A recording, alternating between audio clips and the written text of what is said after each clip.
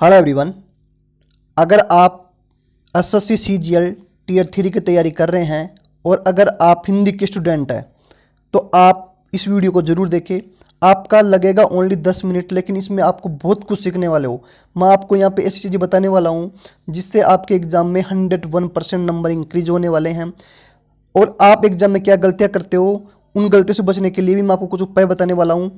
इस वीडियो को देखने के बाद आपको खुद को लगने लगेगा कि आपने एग्जाम में कितने अच्छे खासे नंबर ला सकते हो। तो आपको घबराने की बिल्कुल भी ज़रूरत नहीं है। मैंने यहाँ पे देखो एक निबंध उठाया है जिसका नाम है वैचारिक प्रदूषण, सभी बुराइयों का मूल कारण। अब जरूरी तो है नहीं कि यही आपके पास एग्जाम में मिलने वाला है।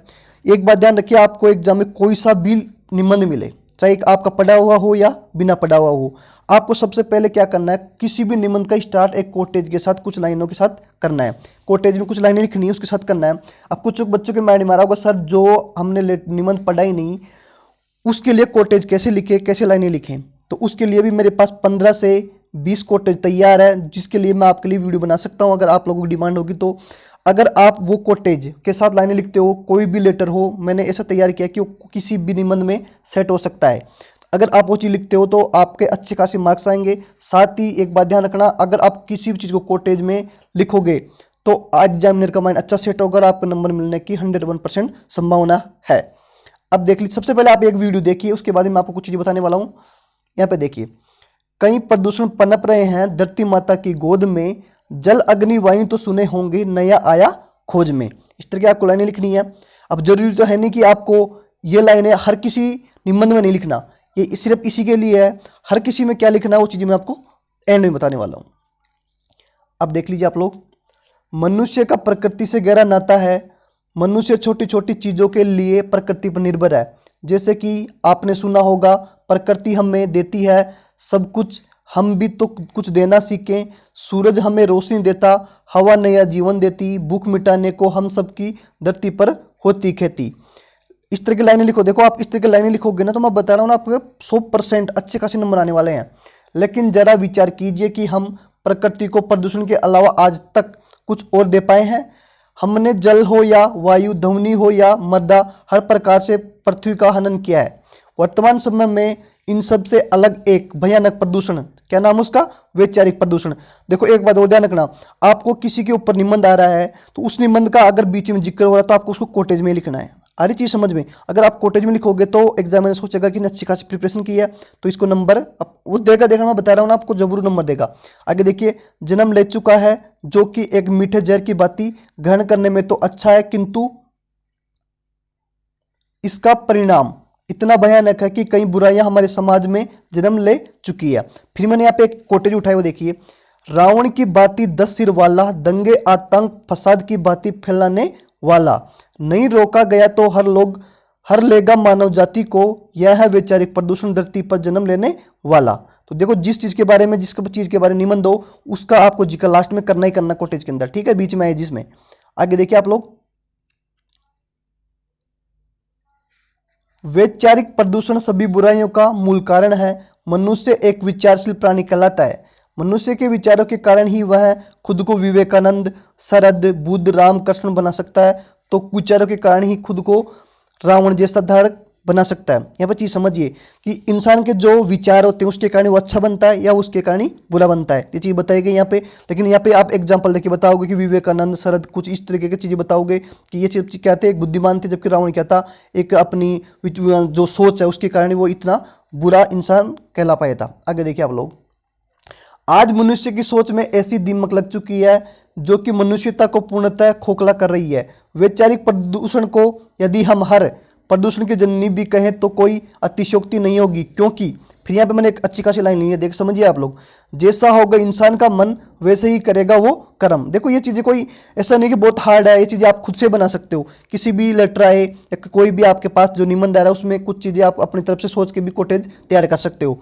मनुष्य अपने स्वार्थ के कारण वायु, जल, ध्वनि, मृदा, हर क्षेत्र को उजागर की, अजगर की बात निगल रहा है। वर्तमान समय में देखा जाए तो गांधी जी के 3 बंदर के द्वारा दिए गए संदेशों पर चलने का, जो कहते हैं बुरा मत देखो, बुरा मत सुनो, बुरा मत बोलो, क्योंकि जैसा इंसान देखता है वैसा ही वो अपने अंतर्गत उतारता है। आगे देखिए आप लोग, वैचारिक प्रदूषण ऐसा प्रदूषण है जो कि हर इंसान में घर कर रहा है, जिसके कारण इंसान का इंसान दुश्मन बन रहा है। जगह जगह दंगे फसाद हो रहे हैं, छोटी छोटी बच्चियों को बलात्कार हो रहा है। नेता लोग अपने चंद स्वार्थ के कारण भ्रष्टाचार, घूसखोरी, और तो और भयानक क्या होगा कि बेटे के स्वार्थ के लिए माँ की कोख में बेटी को खत्म कर दिया जाता है। जहां भी नजर घुमाओ तो ऐसा लगता है जैसे कि आधुनिकता के नाम पर वस्त्र को चीर कर रख दिया हो, जिसके प्रभाव से हमारी मर्यादा, हमारे विचार, हमारी नैतिकता का एक पतित हो रही है। इतना ही नहीं, इसका प्रकोप यहीं सिमट कर नहीं रहता, बल्कि यह तो पारिवारिक रिश्तों को भी नष्ट कर रहा है। हमारी भावी पीढ़ी भी यही चीजों को अपने अंदर अर्पण करके आगे बढ़ रही है, और दृश्य कांप उठता है यह विचार करके कि अगर इस पर रोक न लगाई गई तो शायद परिणाम कुछ इस तरीके का होगा। अब देखो क्या परिणाम होगा। मैंने कुछ एक कोटेज उठाया, लिखा है, माँ को ना पूजा जाए जहां, बेटी बने अभिशाप यहां, मानव की मानवता का दुश्मन होगा, जिंदा जलेगी इंसानियत भी यहां। फिर आगे देख लीजिए आप लोग। अतः वर्तमान परिस्थितियों को देखकर आज पुनः आवश्यकता परवे, देखो क्या दे रखा है यहाँ पे, मैंने एक संस्कृत का श्लोक उठाया है, सर्वे भवन्तु सुखी न सर्वे भवन्तु निरामया। मार्ग पर चलने की जो थीम है कि भावना को त्याग कर हम भी भावना को ग्रहण कर, एक मिनट देख लीजिए आप लोग, थोड़ा सा छोटा करना पड़ेगा। अब देख लीजिए, सर्वप्रथम मैं की भावना को त्याग कर हम भी भावना को ग्रहण करना होगा, क्योंकि हम खाली हाथ आए थे और खाली हाथ जाएंगे। बस जिंदा रहेगी तो हमारी इंसानियत। पशुता को देखकर मनुष्यता को ग्रहण करना चाहिए। हम सबको मिलकर हमें दंगे, आतंकवाद, भ्रष्टाचार इत्यादि बुराइयों को निगलना होगा, और यह सभी तभी संभव है जब हम अपने भीतर राम जैसी संहिता, उदारता, दृढ़ निश्चयता, आज्ञाकारी इत्यादि गुणों का समावेश करें। यहाँ पे जी समझिए, देखो आपको कुछ ऐसे वर्ड यूज लेने हैं। आप ये देखो, मैं आप लोगों को अगर कहोगे तो एक ऐसे वीडियो बना दूंगा जिसमें अच्छे खासे वर्ड, कौन कौन से वर्ड आपको यूज लेने हैं, जिससे देखो ना आप एग्जाम में नंबर 101% बढ़ेंगे। आप लोग मेरी बात मानिए, मैं कहता हूँ वैसे करता जाइए आप लोग। वैचारिक प्रदूषण को अपने पुरुष रूपी विचारों मुद्रवाणी में पराजित करें। आगे देख लीजिए आप लोग। अब देखो लास्ट जब भी आपको एंड करना है एक कोटेज के साथ करना है। अब किस तरह कोटेज करोगे, साफ सुथरा मेरा मन, विचार हो जाए निर्मल सा जल, मधुर वाणी के पुष्प जहां, बहुत से बने और उज्जवल जहां।